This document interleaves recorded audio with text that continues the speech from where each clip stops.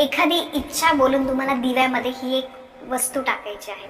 कोणतीही इच्छा असेल, कठीणातील कठीण इच्छा असेल तर सर्व तुमच्या मनोकामना लगेचच पूर्ण होतील. पूजा करताना तुम्हाला दिव्यामध्ये ही एक वस्तू टाकायची आहे आणि तुमची इच्छा बोलायची आहे. बघा, पूजा करताना दिव्याद्वारे आपण भगवंतापर्यंत म्हणजे दिव्याद्वारे ती गोष्ट, आपली सेवा जी आहे ती पोहोचत असते. दिव्या लावल्यामुळे आपली प्रार्थना सुद्धा लवकर स्वीकारली जाते. ज्यावेळी आपण देवाची आराधना किंवा पूजा करत असतो अशा वेळेस तुम्हाला दिव्यामध्ये तिळाचं तेल टाकायचं आहे. आणि शक्यतो बघा, जी वात आहे ती लाल रंगाचा जो दोरा, आपण त्याला रक्षासूत्र म्हणतो तर ती वात तुम्ही वापरली तर अतिशय उत्तम. देवांना प्रसन्न करून घेण्यासाठी तुम्ही संध्याकाळी शुद्ध तुपाचा दिवा लावा. कारण बघा, तुपाचा आणि तेलाचा दोघं दिवे देवांना लावले गेले पाहिजे. माझ्या बाबतीत मी तुम्हाला सांगते, मी सकाळी देवांसमोर तेलाचा दिवा लावत असते आणि संध्याकाळी मी तुपाचा दिवा लावते. कारण तुपाच्या दिव्याचे पण काही वेगळे फायदे आहेत, तेलाच्या दिव्याचे काही वेगळे फायदे आहेत.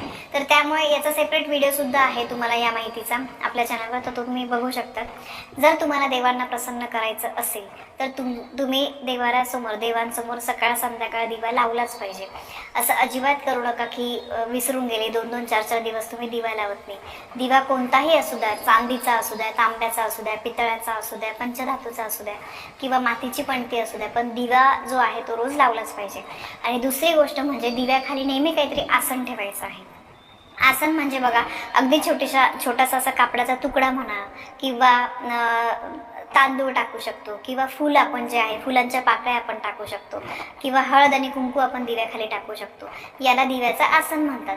तर दिवा कधी पण असाच ठेवायचा नाही. किंवा दिव्याखाली तुम्ही एखादी ताटली ठेवा, वाटी ठेवा. दिव्याखाली नेहमी आसन असलं पाहिजे. कारण दिवा जर तुम्ही असाच लावला तर त्या दिव्या लावण्याचं पूर्ण फळ जे आहे तर ते तुम्हाला मिळत नाही. आणि शक्यतो तांदूळ जर टाकले तर माता लक्ष्मीची कृपा आपल्यावर होत असते. तर बघा, याप्रमाणे तुम्हाला दिव्याखाली आसन ठेवायचं आहे. गोष्ट नेहमी लक्षात ठेवा. आणि दुसरी गोष्ट म्हणजे सकाळी तुम्ही तेलाचा दिवा लावू शकतात, संध्याकाळी तुम्ही तुपाचा, किंवा तुम्ही सकाळी तुपाचा लावत असेल तर एक वेळ तुम्ही तेलाचा दिवा लावा.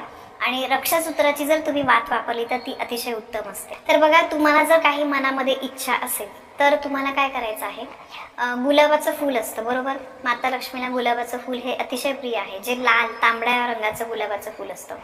तर तुम्हाला गुलाबाचं फूल घ्यायचं आहे, त्याच्या 2 ते 3 पाकळ्या घ्यायच्या आहेत. तुमची काही इच्छा असेल तर तुम्ही जेव्हा देवपूजा करताना दिवा लावतात तर दिवा लावल्यानंतर उजव्या हातामध्ये 1 ते 2 पाकळ्या घ्यायच्या आहेत छोट्या.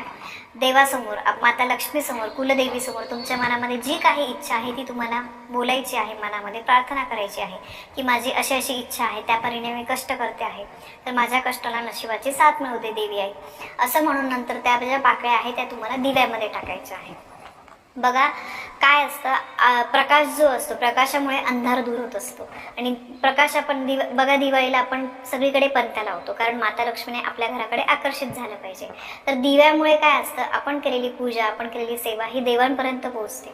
तर त्यामुळे अशी इच्छा बोलून या पाकळ्या आपल्याला दिव्यामध्ये टाकायच्या आहे की जेणेकरून आपली इच्छा जी आहे ती लवकर पूर्ण होण्यासाठी तुम्हाला मदत होईल. आणि दुसरी गोष्ट म्हणजे बघा, देवपूजा करताना जो दिवा आपण प्रज्वलित करतो तर त्यामध्ये अजून तुम्हाला एक गोष्ट टाकायची आहे की ज्यामुळे आजारपण वगैरे घरामध्ये राहणार नाही.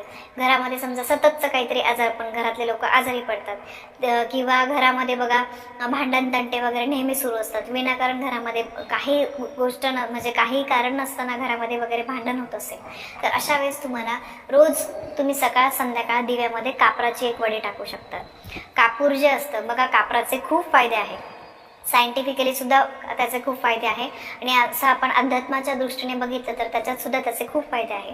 तर देवपूजा करताना तुम्ही जेव्हा तेलाचा लावा किंवा तुपाचा लावा त्यामध्ये तुम्ही कापूर टाकू शकतात. कापूर टाकल्यामुळे जीवजंतू जे आहे ते मरतात, नकारात्मकता नष्ट होते आणि सकारात्मक ऊर्जा बाहेर पडत असते. अगदी छोटीशी तुम्ही कापराची वडी टाकली तरी पण चालेल. आणि ती तशीच असेल, कधी कधी ती संपत नाही तर तीच तुम्ही परत वापरू शकतात. ती संपेपर्यंत ती तुम्ही तशीच ठेवू शकतात. यामुळे घरातलं जे वातावरण आहे, घरामध्ये सकारात्मकता पसरायला लागते आणि निगेटिव्हिटी कमी होते. मग त्यामुळे काय होतं, आपल्या घरामध्ये जे काही आपण कष्ट करतो, जे काही आपण गोष्टी करत असतो, मुलं मुली अभ्यास करतात तर त्याला, प्रत्येक गोष्टीला आपण सेवा करतो तर त्याचं आपल्याला फळ मिळतं. प्रत्येक गोष्टीला आपल्या कष्टाला साथ मिळत असते नशिबाची. तर बघा, यासोबतच बघा, मी बऱ्याचदा तुम्हाला सांगितलं की तुम्ही जेव्हा गुरुवार असतो, शुक्रवार असतो तर त्यावेळेस तुम्ही दिव्यामध्ये लवंग टाकू शकतात. लवंग माता लक्ष्मीला अतिशय प्रिय आहे. फक्त ते लवंग अखंड पाहिजे, म्हणजे त्याचा जो गोलाकार पुढचं फूल असतं तर तो पण असला पाहिजे. कधी कधी ते पडलेलं असतं. तर अखंड लवंग तुम्ही गुरुवारी, मंगळवारी, शुक्रवारी तुम्ही दिव्यामध्ये टाकू शकता. हे दिवस आपण माता लक्ष्मीचे, देवी आईचे, कुलदेवीचे मानत असतो. तर दिव्यामध्ये असं तुम्हाला लवंग टाकल्यामुळे नकारात्मकता नष्ट होत असते. घरामध्ये बघा खूप मोठ्या प्रमाणात नकारात्मक ऊर्जा साठलेली असेल तर हे उपाय तुम्ही केलेच पाहिजे. कधी कधी बघा घरामध्ये आपलं टॉयलेट, बाथरूम वगैरे असतं, तर अशा ठिकाणी सुद्धा निगेटिव्हिटी खूप मोठ्या प्रमाणामध्ये असते. मग तुम्ही अशा जर ह्या सवयी तुम्ही लावून घेतल्या, दिव्यामध्ये तुम्ही या गोष्टी जर टाकल्या ना, असं पण दिवा आपण सकाळ संध्याकाळ लावतच असतो, पण अशा गोष्टी टाकल्यामुळे काय होतं, त्या सकारात्मक ऊर्जा जास्त प्रमाणामध्ये वाढते, निगेटिव्हिटी कमी होते आणि मग आपल्या घरामध्ये दुःख, अडीअडचणी, संकट जे आहे तर ते येत नाही.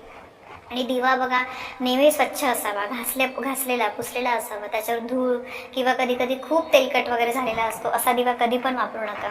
तुम्ही भले साधा दिवा वापरा, तुम्ही पणती वापरा, तुम्ही स्टीलचा वापरा, तुम्ही पंचधातूचा वापरा, चालेल, पण तो दिवा नेहमी स्वच्छ असला पाहिजे. आणि मी जसं सांगितलं, तेलाचा सुद्धा दिवा आपल्याला लावायचा असतो आणि तुपाचा, दोघं दिवे लावलेच गेले पाहिजे. मग तुम्ही ठरवून घ्या की तुम्हाला सकाळी कुठला लावायचा, संध्याकाळी कुठला लावायचा आहे. तर बघा सांगितल्याप्रमाणे तुम्ही दिव्यामध्ये गुलाबाची पाकळी तुमची इच्छा बोलून टाकू शकता.